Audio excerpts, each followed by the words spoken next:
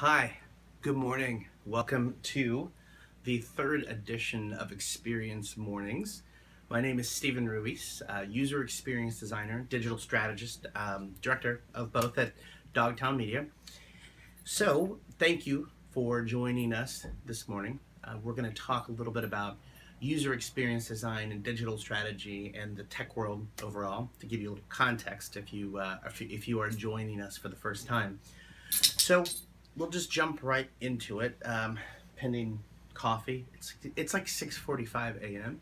and I don't know why I thought this was a good idea to get up this early, but it seems to be a good time for me to be able to shoot videos. So there you go. So let's find a train of thought here, shall we? So today's Wednesday, September 28th. So we're doing these on Wednesday mornings. Not really planned this way, but it seems to be the time that I can put together to come out and do these. So this is, like I said, this is the third episode. In the last two videos, we talked about a couple of things. One, we talked about diversity. When I say diversity, I mean diversity with a capital D. So not just, people of color, but everybody from, women, people with cultural differences, LGBT, people that don't traditionally fit the model of the tech worker, of the designer, of the user experience designer, of people in the industry.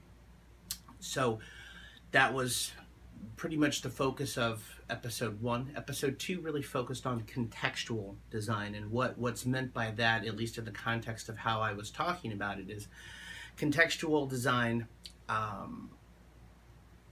meaning designing for the experiences people have, contextual experiences. If I'm on an app on a mobile device and I'm driving down the street, it's going to be a radically different experience than if I'm in my bed, like I am now, looking at a mobile device, engaging with an app, or doing the same thing on my laptop. It's how and where you are experiencing that particular application or that content. It's also your emotional state. How do you feel when you come to that experience? So those were sort of the two things that overlap, and you'll see that most of the topics that we focus on here do overlap, and we're gonna hopefully culminate into some bigger cohesive picture of how all these things work together. But today we're going to talk about taking who you are as an individual, or the diversity of who you are, diversity with a capital D. The diversity of who you are as a person, your contextual relationship, where you are, the context, how you're feeling when you come to an experience. And we're going to talk about two things today. One is how you perceive yourself as a person. What are the attributes of you as an individual when you are coming to that experience, or when you're using that application, or when you're on the website, or when you're looking and engaging with that content? And what are the physical properties of what you're engaging with, and not just physical properties, but sort of tangible properties, the speed of the internet of the device that you're using, the location of where you're using something. Is it a laptop? Is it a handheld device? It is a kiosk system that's connected to the internet. If I were to think about the attributes that I have, I'm a Latino. I'm also an Okie. I was raised in Oklahoma City. I'm a Latino Okie who does not speak Spanish, which, that's a whole different story. But that's contextually kind of my attributes that I bring to the table. I'm a musician. I dabble in art a little bit. I do photography. I DJ. I was raised Southern Baptist, but I'm now an Episcopalian who studies Buddhism. I'm from Oklahoma, but I went to school at Southern Methodist University. I went to college at Southern Methodist University. So being from Oklahoma and going to school in Texas gives me, schizophrenia from a college football perspective. And now I'm also a tech worker and designer and do things in the digital space. So, there are a number of attributes, son, father, brother, all these different attributes that we bring to the table for these experiences. So some of these are just well-worn. They're just things that we instinctively have in us. They're literally in our DNA in most cases. In some cases, especially when it comes to our family attributes. And when we're talking about the hardware or the attributes or the let's say internet speed, Rob Pope is the CEO, or I'm sorry, Rob Pope is the CTO. Sorry, Mark Fisher, my bad. Mark, coffee guys, coffee. Rob Pope is the CTO of Dogtown Media, and he has a really great blog. If you get a chance to check it out, it's robpope.co. He's got a really great blog over there, and the most recent entry talks about 5G.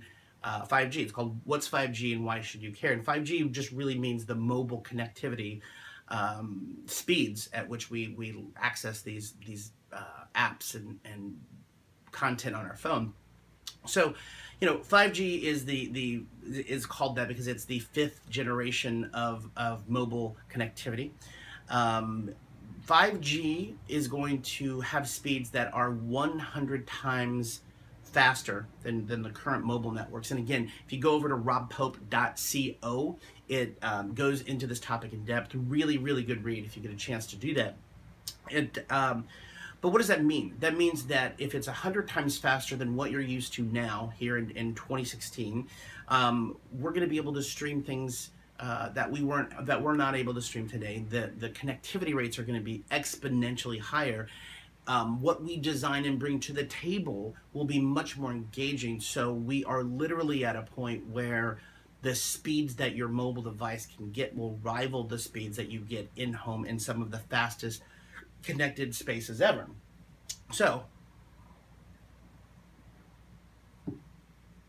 what that means, if you're a content producer, if you're a designer, if you're a developer, if you're someone who creates content, it means that you will not only want to create more compelling and rich content, but the people that are consuming that content will expect a level of fidelity and a level of connectivity that currently doesn't exist, or that when it does exist, it's a very small amount of content that's out there that's, say, Pokemon style, augmented reality, right?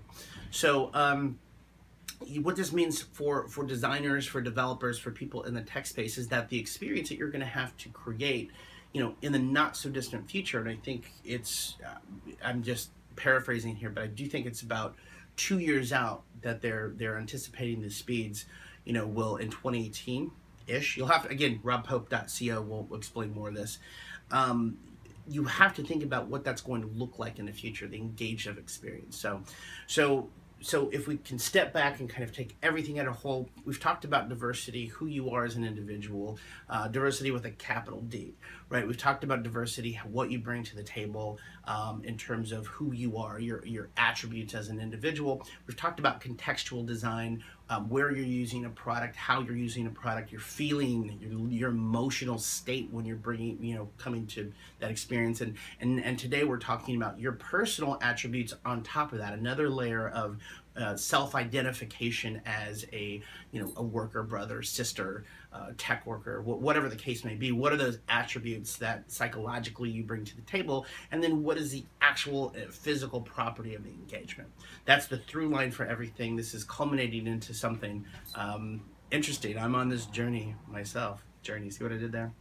So anyway, thank you so much. We will be back next Wednesday.